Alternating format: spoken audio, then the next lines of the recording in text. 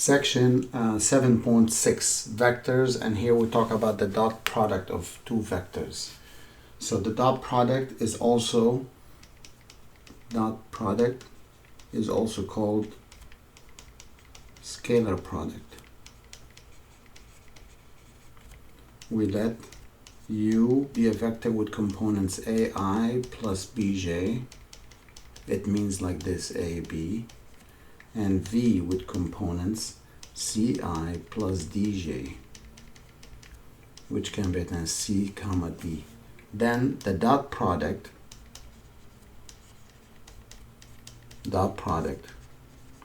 of U and J, so U and V, is given by U dot V equals, you multiply the X components by each other, so A times CI plus the Y components by each other, B times D. Oops, there's no I.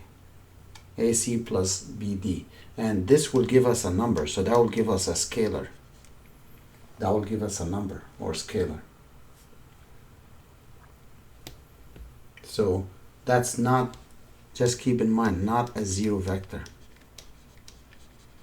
So if you get 0, doesn't mean that's a zero vector. Or if you get a random number, doesn't mean that's a zero vector. So for example, let's look at U with components 5, 1, V with components 2, 3. What is U dot V? What does that equal to? U dot V equals, you multiply the X components plus the Y components. So this is 10 plus 3, which is 13. Okay, so what about another two different vectors? You might be asked to find, given -2, 4 dot 3, 1. So it's straightforward. They don't specify the vectors separate, then they ask you to find it, but it's straightforward to find this. Again, we multiply the X components plus the Y components. So that gives -6 plus 4, which is -2. Notice that the dot product here, it could be positive, could be negative, could be 0. That's all fine. So it doesn't have to be always positive.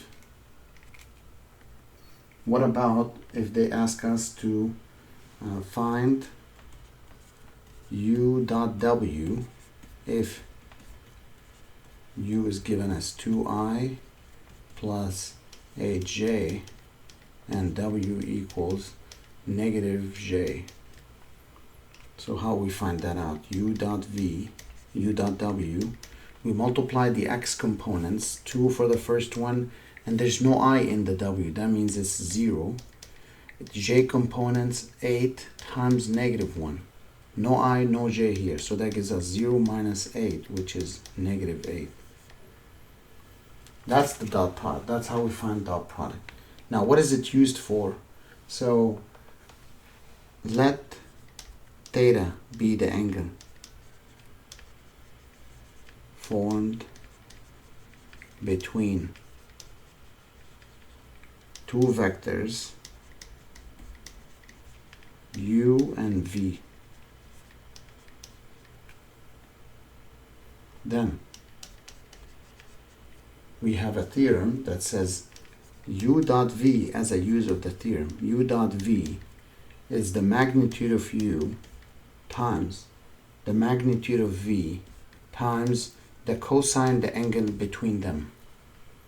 And this helps us to actually find the angle between the two vectors. So if you divide both sides by the magnitude of U, magnitude of V, as I'm doing right now,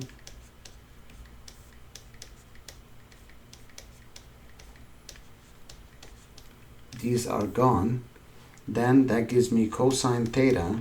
It's always can be found using U dot V over the magnitude of U times the magnitude of V.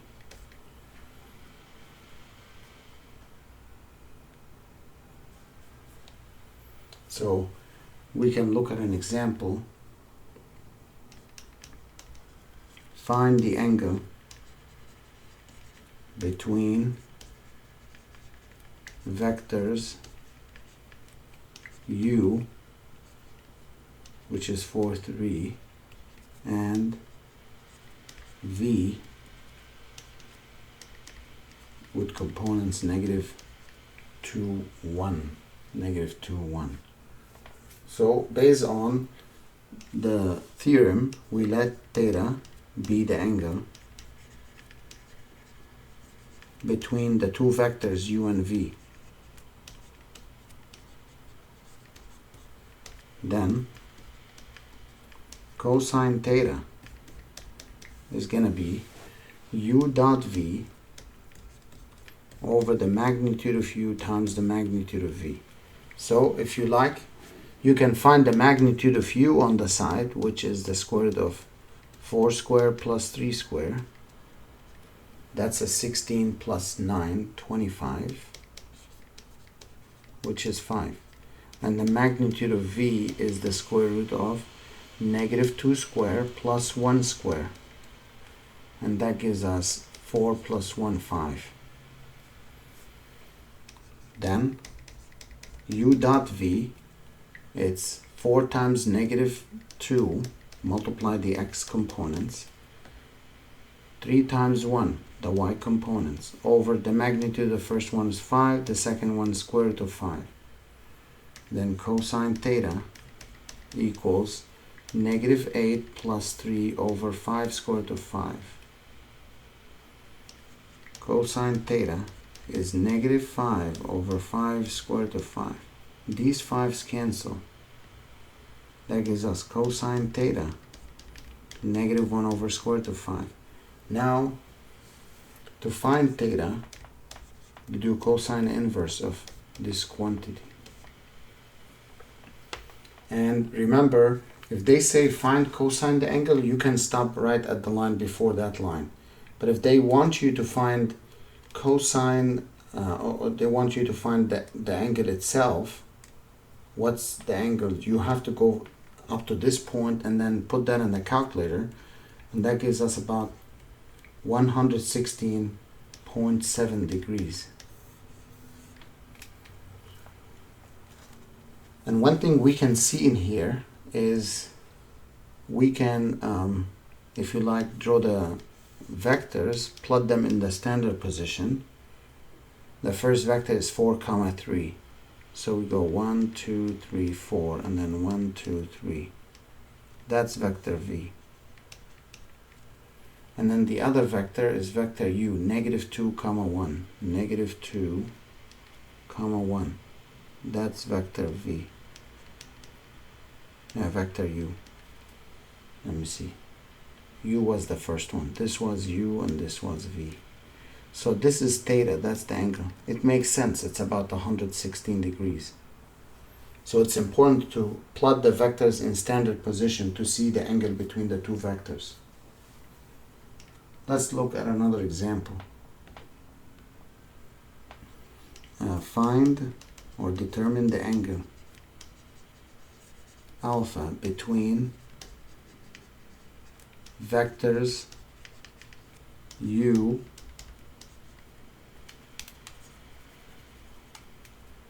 which is negative 5i plus 2j, and v 2i plus 5j.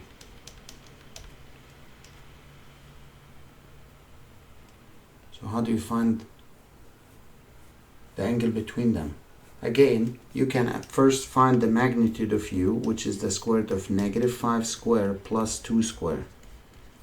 That gives us 25 plus 4, which is the square root of 29. We can find the magnitude of v, which is 2 squared plus 5 squared. That gives 4 plus 25, square root of 29. Also, we can find u dot v, before we substitute all that into the formula, is the x component with the x plus the y with the y. And that gives us negative 10 plus 10, which is 0. Then, I want to find cosine theta. Cosine theta is u dot v over the magnitude of u times the magnitude of v. This equals 0 over square root of 29 times square root of 29. This equals to 0.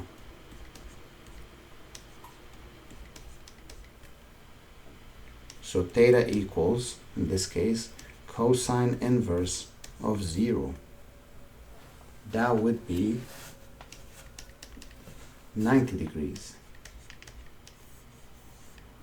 And you can plot the graphs or graph these two vectors in the standard position and see how the angle is 90 degrees between the two vectors. Now we have another theorem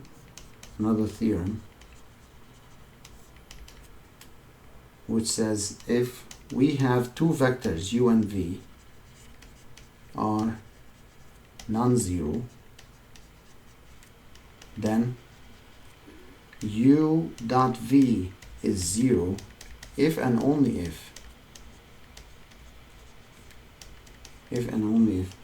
u is perpendicular to v. So if the dot product is 0, then the two vectors are perpendicular, and vice versa.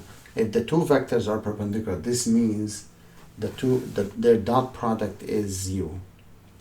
So we can ask, are vectors u with component 2i plus 7j and v with components negative 7i plus 2j perpendicular? Are these two vectors perpendicular? Well, we need to find their dot product, u dot v. U dot v, you multiply the x components plus the y components. And what we get? Negative 14 plus 14, 0. So the answer is yes, they are perpendicular, because their dot product is 0. So that's about if we're given two vectors and we need to test if they are perpendicular or not. Now what about as another example? Let's say same for vector u with components 1/2, 3, and w with components negative 4 and 2/3. So what we need to do is find u dot w. U dot w is the x component times the x component, the y component times the y component. That gives us negative 2 plus these cancel 2. Oh, they got 0 again. Yes, they are perpendicular. So if the vector is given in a IJ format or in this format, then the formula applies the same way. The formula is being applied the same way. Now, as an application to that product, what other things or application to that product? If you remember in the previous section and the one before that, if someone applies a force on an object, let's say this is the force, okay, at an angle theta with the horizontal, this is theta.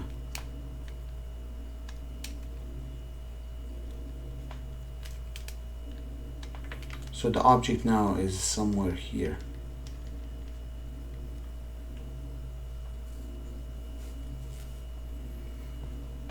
The angle theta is there. So now what we did before, if you project this up and call this is vector v, that's the horizontal component. So then cosine theta is the adjacent over the hypotenuse. So then v is the force times cosine theta. And we defined the work as the v times the distance traveled. You can put an absolute value on that. But v, we have it as f times cosine theta. And we've seen this before. And now what we can do with this, we can rearrange this as f times d times cosine theta. We call it commutative property of multiplication. And what does that look like? This looks like, assume this is vector u and v. So if you have u dot v, magnitude of u, magnitude of v, cosine theta, this is really u dot v, vector u dot vector v. So we can say the work is the force vector dot the distance vector. So, and how do we apply this? Let's say a force vector, capital F, given by 3i minus 7j, and let's say in pounds, is used to push an object up a ramp.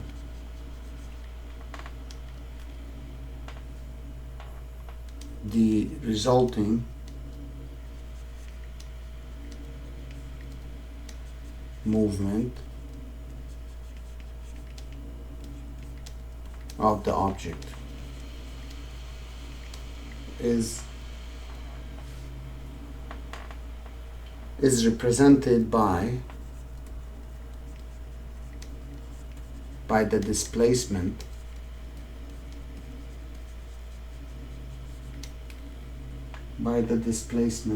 vector d with 6i plus 4j in feet. Find the work done.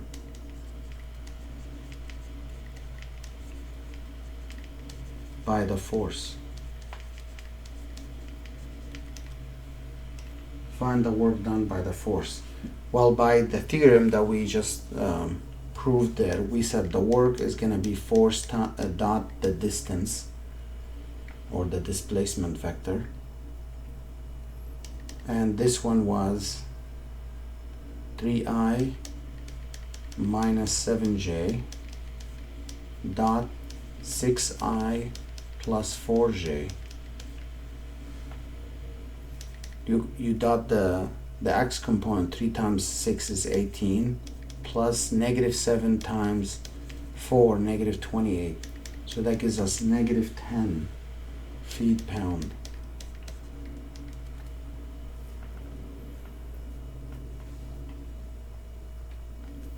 Now, if these numbers were chosen randomly, so if I want to change this to make it a positive work, so that I can just put a plus there and change this to plus plus and get another answer here.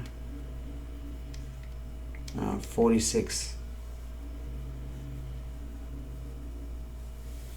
feet-pound. That would be the work required to move the object from one place to another based on the given information. So this section is mainly about dot product. Those are short sections. That's why it's not taking a lot of time. So, and then all of them, we just showed you how we apply them in real life situation to find the work being applied to an object, to move an object from one place to another. So graphically, like if you like to see, say this is the ground and the ramp is here, that's the object. So a force was being applied a little bit this way. It doesn't have to be 45 degrees. And this is the displacement vector d. This is the force. And this is the angle between them, theta.